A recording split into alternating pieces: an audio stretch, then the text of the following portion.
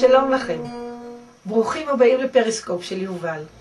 בפריסקופ אנחנו נותנים לכם הזדמנות לראות שוב את המודלים שלמדנו בהשתלמויות, לרענן, להיזכר ולהשתמש בהם לצוותים שלכם, ליומיום שלכם, בכיף. אייקידו זו אומנות הגנה עצמית, יש אנשים שקוראים לזה אומנות לחימה, השתלבות הרמוניה, כי כוח אנרגיה, ודו זה דרך. אז זו דרך של השתלבות של הכוח, של האנרגיה. אני לא מנסה להתרגש, זה אולי התרגשות. אני אעשה את מה שהיא מביאה, לקבל את הכוח שלה, לא להתרגש.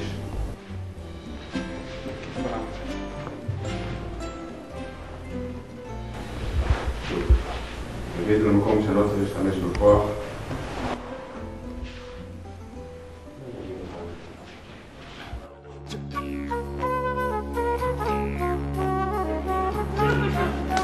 זה לא ילך.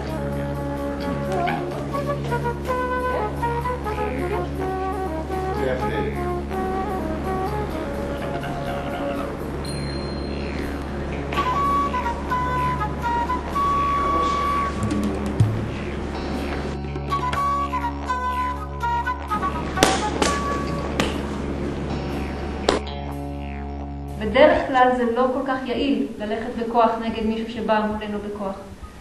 ומה קורה כשאנחנו בוחרים להתחבר למי שמולנו ולהפוך את הקונפליקט למשהו אחר? הרבה פעמים בחיים אנחנו יכולים לבדוק איפה אנחנו בוחרים את המקום של ההתנגשות ואיפה, האם אני יכול לעשות שינוי קטן וליצור כבר מערכת שונה לחלוטין.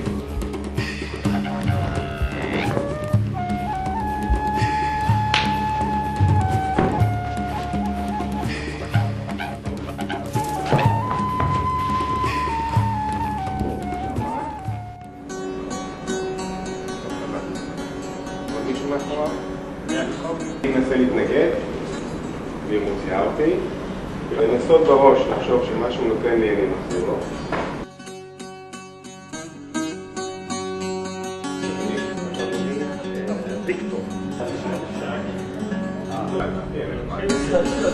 בסוף הוא יפיל אותי, אבל דחפת קצת, נכון? כן. כשאני עובד נכון, אני מנהל את הסיטואציה נכון, אני משקיע בדיוק את הכוח שצריך. Yeah.